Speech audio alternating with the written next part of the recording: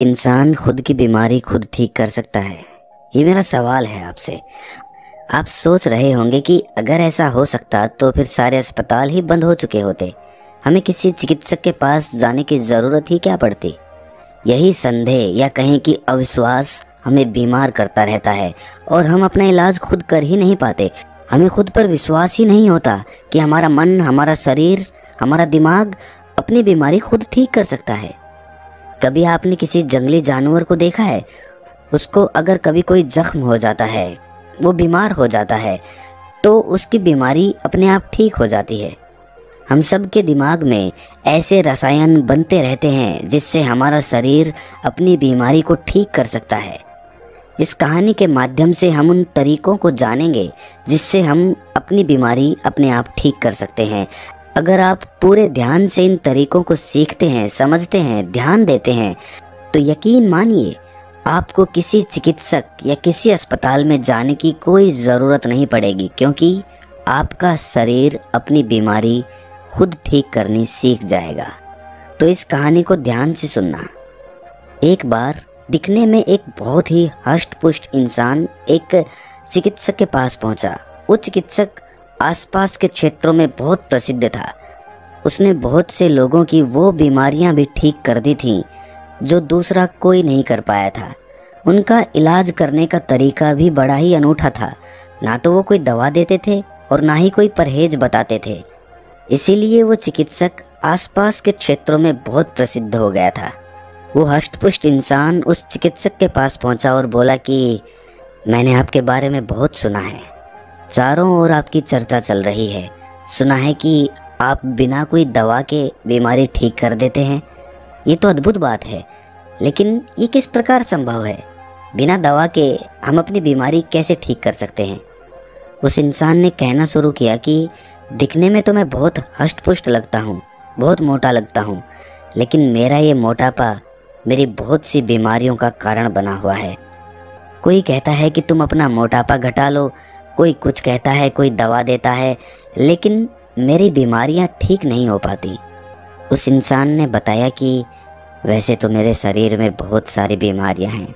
मैं खुद नहीं जानता कि मुझे क्या क्या बीमारियां हैं। जैसे कि अस्थमा, मेरी सांस बहुत जल्दी फूल जाती है। इसके अलावा मुझे घुटनों में दर्द रहता है। कभी कभी मेरे दिल की धड़कन बहुत तेज़ चलने लगती है, जिससे हृदय गति रुक जाने का खतरा भी बना रहता है। और भी ना जाने क्या क्या बीमारियां मुझे हो रखी हैं। तो अगर आप कोई समाधान बता सकें, क्योंकि दवा लेकर मैं थक चुका हूँ, मुझे कोई ऐसा तरीका चाहिए जिससे मैं अपनी बीमारी खुद ठीक कर सकूं। मुझे किसी दवा की या किसी चिकित्सक की कोई ज़रूरत ही ना रहे। उस साधु चिकित्सक ने पूछा कि तुम्हें पूरा विश्वास है कि तुम अपनी बीमारी खुद ठीक कर सकते हो?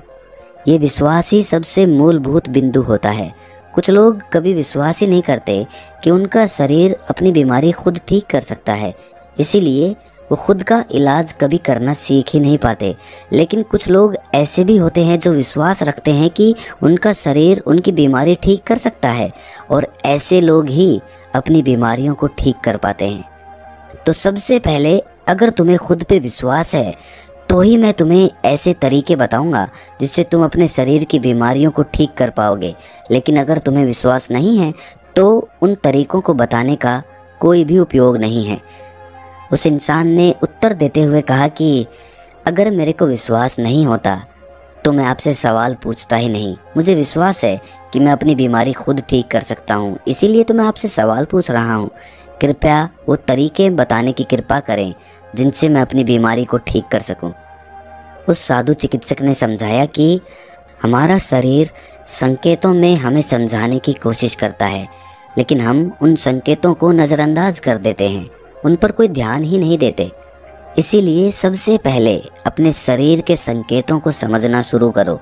इसके लिए तुम्हें संवेदनशील होना पड़ेगा, खुद पर ध्यान देना होगा, ध्यान करना होगा। ध्यान करने से तुम अपने शरीर में होने वाले बदलावों को महसूस कर पाओगे। उसके बाद तुम्हें पता लग पाएगा कि तुम्हारे शरीर में क्या कमी है, क्या बीमारी पनपने वाली है, और जब तुम्हें ये संकेत समझ में आने लगेंगे, उसके बाद तुम खुद का इलाज शुरू कर पाओगे, खुद को बीमारियों से बचा पाओगे। इसीलिए सबसे पहला बिंदु है, ध्यान के द्वारा संवेदनशीलता पैदा करो, जिससे तुम अपने शरीर के संकेतों को समझ सको। उदाहरण के लिए, तुम्हारी सांस फूल रही है, लेकिन अब तक तुम ध्यान नहीं दे रहे थे, लेकिन किसी दिन तुम्हारा ध्यान गया कि तुम्हारी सांस जल्दी फूल जाती है और तुमने पाया कि तुम्हें अस्थमा हो रखा है। लेकिन अगर तुम अपने शरीर के संकेतों को पहले ही समझ लेते, अपनी सांस फूलने को तुम पहले ही देख पाते, तो तुम अस्थमा होने से पहले खुद का इलाज कर पाते।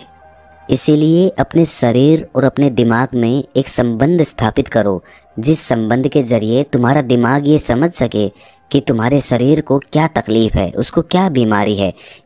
जब तुम्हारे दिमाग को तुम्हारे शरीर से ये संकेत मिलने लगे कि तुम्हें क्या बीमारी है, क्या तकलीफ है तुम्हारे शरीर को, उसके बाद हम अपना अगला कदम बढ़ाते हैं। अगला कदम होता है आत्मचित्रण करना, यानी कि सेल्फ विजुअलाइजेशन। आत्मचित्रण करने के लिए आप कोई भी शांत स्थान चुन लें। उसके बाद वहाँ पर जाकर आराम से समय निकाल के बैठ जाएं, अपनी आंखें बंद कर लें। उसके बाद अपने मन से खुद का वो चित्र देखने की कोशिश करें जिसमें आप पूर्ण रूप से स्वस्थ हैं। जो भी बीमारी आपको हो रखी थी वो पूरी तरह से ठीक हो चुकी है। 5 मिनट तक इसी एहसास को बरकरार रहने दें कि आप ठीक हो चुके हैं। ठीक होने के बाद आप कैसे दिखते हैं, आप अपना वो चित्र देखने की कोशिश कर रहे हैं। आत्मचित्रण करने के लिए आप किसी ऐसे संगीत का भी इस्तेमाल कर सकते हैं जो आपके आत्मचित्रण के ध्यान को और भी ज़्यादा गहराइयों तक लेकर जाए। जितना स्पष्ट आपका आत्मचित्रण होगा, उतनी ही जल्दी आपका शरीर अपनी बीमारी ठीक करना शुरू कर देगा। जब भी हम आत्मचित्रण यानी कि सेल्फ विजुअलाइजेशन करते हैं, तब हमारा शरीर अपने आप का सबसे उत्तम स्वरूप देखता है। उस स्वरूप से हमारा दिमाग उसकी ओर आकर्षित होता है और हमारा मन और हमारा दिमाग उसी ओर काम करने लगते हैं, उसी शारीरिक अवस्था तक पहुंचने की कोशिश करने लगते हैं जिसे अभी हमने आत्मचित्रण में देखा था। क्योंकि समझने की बात ये होती है कि आत्मचित्रण करने से हमारा दिमाग उस रूप की ओर आकर्षित होता है जिसको हम आत्मचित्रण में देख रहे होते हैं। और जब हमारा दिमाग उस रूप की ओर आकर्षित होने लगता है, तो हमारा अवचेतन मन अनजाने में अपनी बीमारी ठीक करके उसी रूप को प्राप्त करने की कोशिश करता रहता है। ये सबसे शक्तिशाली उपाय है। इस उपाय का इस्तेमाल करके आप अपना मोटापा कम कर सकते हैं, अपनी खूबसूरती बढ़ा सकते हैं, अपनी बीमारियों को ठीक कर सकते हैं, बिना किसी चिकित्सक या किसी दवा की सहायता से। हमारे दिमाग और हमारे अवचेतन मन में ब्रह्मांड की सारी शक्तियाँ उपलब्ध होती हैं, लेकिन हम उन्हें खोल नहीं पाते, उनका इस्तेमाल करना सीख नहीं पाते, क्योंकि हमें उन प्रक्रियाओं का नहीं पता जिससे हम उन शक्तियों को जागृत कर सकें। और ये आत्मचित्रण सबसे कारगर उपाय कहलाता है उन शक्तियों को जगाने का।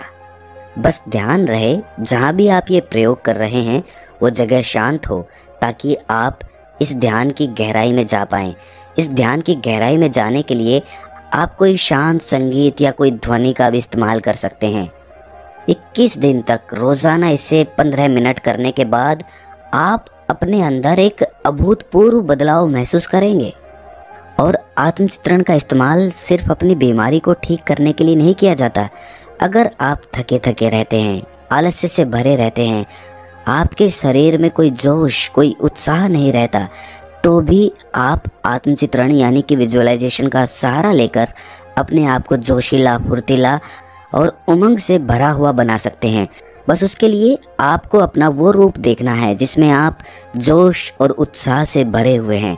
उसके बाद आपका आलस्य खुद ब खुद दूर होने लग जाएगा। तीसरा तरीका जो खुद को ठीक करने में हमारी सहायता करता है वो है खुद से प्यार। जब भी हमारे कोई बीमारी होती है, हमारे शरीर में कोई तकलीफ होती है, तो हम खुद को कोसने लगते हैं। कुछ लोग तो यहाँ तक सोचने लगते हैं कि इस बीमारी से अच्छा तो भगवान हमें उठा ले तो सही है।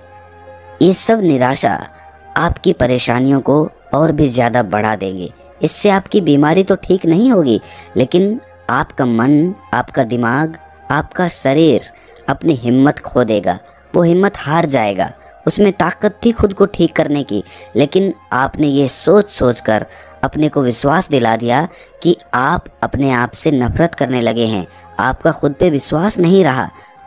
जो लोग शरीर में बीमारी और तकलीफ होने के बाद भी खुद से प्यार करते हैं, खुद को कोसते नहीं हैं, वही लोग अपनी बीमारी को खुद से ठीक करने का साहस रख पाते हैं। आप खुद सोच के देखो, जो लोग खुद से प्यार ही नहीं कर पाएंगे, खुद से प्यार करते ही नहीं हैं, वो खुद की बीमारी खुद ठीक करने का भार क्यों उठाना चाहेंगे? खुद की बीमारी तो वही ठीक करना चाहेगा ना जो खुद से प्यार करता होगा। खुद से प्यार करने वाले लोग ही आत्मचित्रण के ध्यान में गहराई से उतर पाते हैं, जिसकी हमने अभी थोड़ी देर पहले चर्चा की थी। आत्मचित्रण की ध्यान की गहराई में जाने के लिए आपको खुद से प्यार करना सीखना होगा। उसके बाद आपका दिमाग अपने आप ऐसे रसायन पैदा करने लगेगा जो आपकी उस बीमारी को ठीक करने के लिए सहायक होते हैं। ये बात तो सच है कि हमारा दिमाग उन रसायनों को अपने शरीर के अंदर से पैदा करवाने की क्षमता रखता है, लेकिन हम ये ताकत जानते नहीं हैं, उस प्रक्रिया को समझते नहीं हैं, इसीलिए हमारी बीमारी ठीक नहीं हो पाती।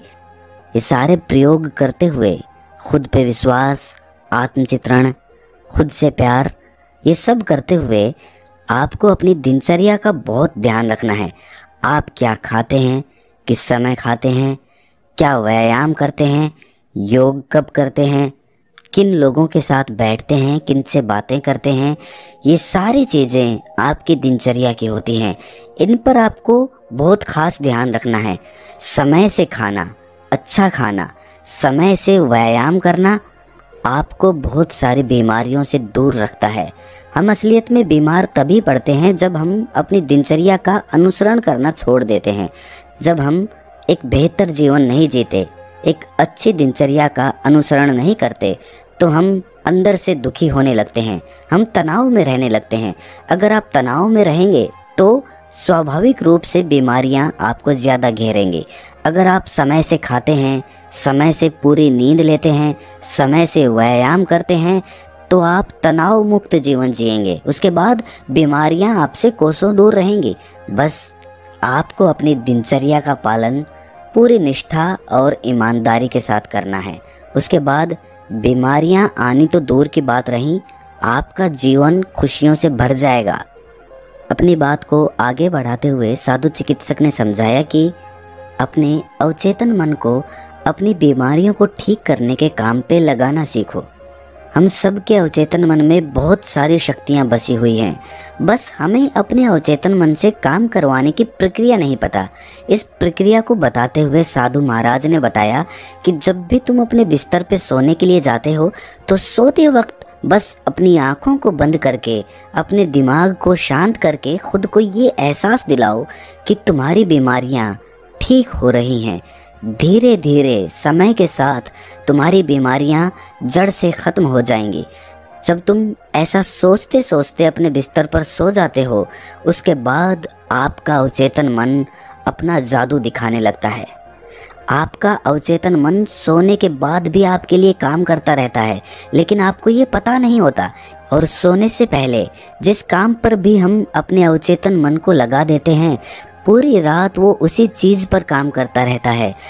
रोज़ रात को ये अभ्यास करने से आप सुबह बहुत अच्छा महसूस करेंगे, क्योंकि धीरे धीरे आपका शरीर अपने आप ठीक होने लगेगा। आपके अवचेतन मन की शक्तियाँ जागृत होने लगेंगी और वो आपकी बीमारियों को ठीक करने लगेंगी। लेकिन ये हमें रोज़ सोने से थोड़ी देर पहले करना है। अगर हम इसे दिन में करेंगे तो दिन में तो हम दूसरे कामों में व्यस्त रहते हैं, तो हमारे अवचेतन मन को समय ही नहीं मिलता उसके लिए काम करने का। लेकिन रात में सोते वक्त जब हमारा चेतन मन शांत हो जाता है, तब हमारा अवचेतन मन जागृत होता है और तब वो अपनी पूरी शक्ति के साथ आपके लिए काम कर पाता है। साधु चिकित्सक ने बताया कि आज चाहे विज्ञान कितना भी आगे क्यों ना निकल गया हो, लेकिन आज भी बहुत सारी बीमारियां ऐसी होती हैं जिनका विज्ञान को भी कोई अता पता नहीं होता। बड़े बड़े चिकित्सक तुम्हारे शरीर में वो बीमारियां ढूंढ नहीं पाते हैं, लेकिन फिर भी तुम उन बीमारियों से परेशान रहते हो। ऐसी बीमारियों को जिन्हें विज्ञान भी ठीक नहीं कर पाता, तो तुम्हें क्या लगता है वो बीमारियां दवाओं से ठीक हो जाएंगी? नहीं, दवाएं हमें तभी खानी चाहिए जब हमें ये महसूस होने लगे कि इस बीमारी का इलाज मैं अपने आप नहीं कर पाऊंगा। जब आप खुद से किसी बीमारी का इलाज करने में असफल होते हैं तो आप किसी चिकित्सक के पास जाइए और वो आपको सही दवा देगा, लेकिन उससे पहले खुद प्रयास करके देखिए और यकीन मानिए आपके अंदर वो सारी शक्तियां हैं जो बिना दवाओं के आपके शरीर को ठीक कर सकती हैं।